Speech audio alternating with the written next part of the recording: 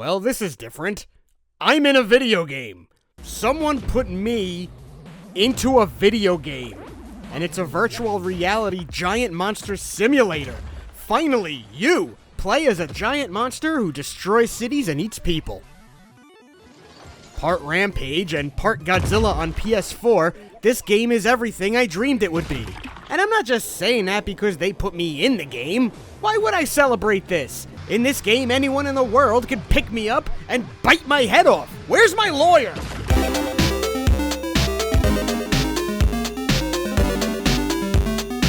Thank you to Buyee.jp for sponsoring this video. I have this great collection of Godzilla manga, including some real obscure stuff, and I bought almost all of it from Japan through Buyee. But I've always wanted to own a Japanese illustrated adaptation of Jurassic Park. I know they're out there! Some of them go for hundreds on eBay. Well, recently I snagged this one through Buyee for, and I'm not joking, 90 cents! That's less than the price on the book! The seller will ship my item to the Buyee warehouse where it will join my other Japanese purchases, and when I'm ready, I can select a shipping option and have it all sent to me in one box. It could not be easier. Sign up for Buyee using the link in my description and you'll get 2,000 yen of free shopping money, and you could buy 14 Jurassic Park books. If you're a collector, you're insane if you don't use Buyee. Sign up today. Now on to the review. Blockbuster is a VR kaiju simulation game available on MetaQuest, and even if you don't have MetaQuest, I'd still really like to show you this game, because smashing things in this game is incredible. It's like a wrecking room where you could just go in and make a mess. The game's physics are a real standout feature, and before even diving into the proper game, I'm just having fun farting around and wrecking things. Blockbuster has both single-player and multiplayer options. As I make this game, there are 5 playable monsters. Richter Scale is your Godzilla type, Gorilla is the Kong type, and there's also Ultraviolet, Clawtastrophe, and Machine of Mayhem.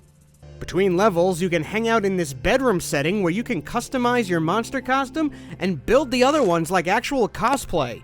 The game is brimming with unlockables like these, model kits. You can unlock toys to put on your display shelves. And when you're playing in multiplayer mode, other people can come to your room and see your collection. So, this game is appealing to the side of me that's always wanted to be a giant monster crushing a city, but it's also appealing to the collector in me. As a monster, your job is to destroy a little section of city and find the item needed to progress to the next section. As you progress, the military is working harder on taking you out of the picture. They'll throw everything at you. You may also have to face another kaiju, too.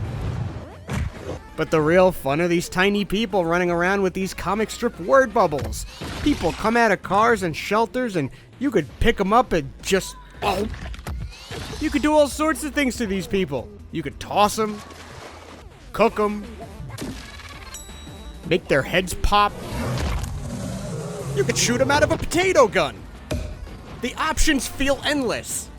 Sometimes their word bubbles offer a glimpse into the game's overall lore, because there is a story here, but you kind of have to put it together yourself. But most of the time, these little guys are saying something funny, or just screaming, as they should be.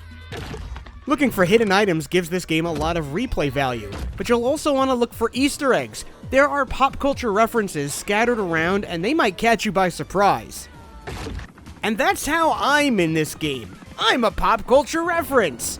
Each level, when a little human goes running down the street, there's a chance it could be me. I got to write a lot of the word bubbles, so this little MIB might say a number of quotes from the channel when you see them.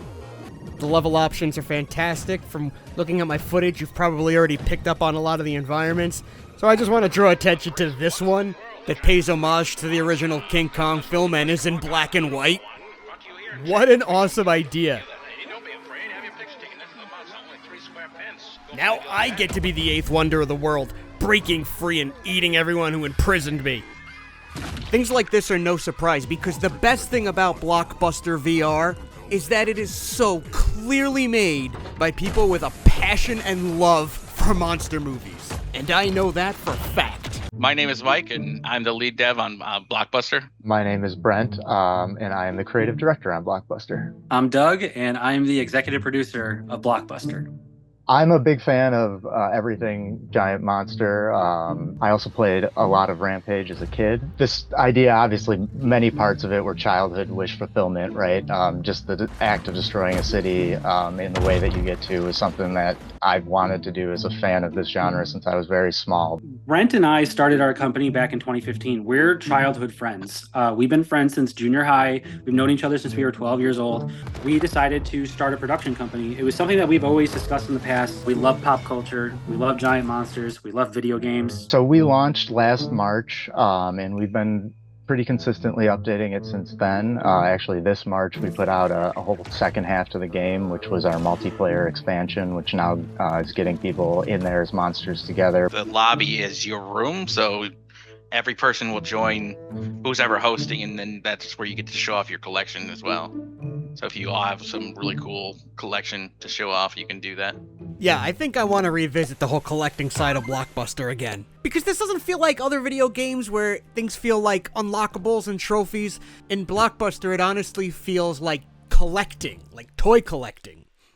Part of what we like about the collecting side of Blockbuster is that it helps to, express the other side of fandom. We want you to have your bedroom, we want you to win toys, and we want you to put them on the shelves. You can curate your collection however way you want. You can stack stuff on top of each other. It's up to you, kind of what you want to gravitate to in the game. Or you could just collect MIBs because you're collectible now too. Oh yeah, that reminds me to ask, how the hell did I get in this game? So that was actually related to our multiplayer. The very first day, the development team was in the game pretty much all day once it launched because we were excited to finally, get direct feedback from fans. It was a really cool experience. And, over the course of that day, more than once, we had those fans tell us that, we love your game and we don't understand why this person called Monster Island Buddies has never played it. He covers kaiju, he loves gaming, and we're just shocked that none of it's not on his radar yet. I think we reached out from there. And just like that, I'm in a console video game. Maybe Godzilla should try that again sometime. 4.5 non-biased stars! By the way, in this footage you're seeing, I've got the game set to smooth motion, but that might make some people feel nauseous when they're playing it in VR. Like me, actually. Thankfully, in the game's settings, you can switch the motion style to prevent motion sickness. Or be like me and take Dramamine, which is the worst thing I've ever eaten in my life, and I've eaten, well, myself, actually.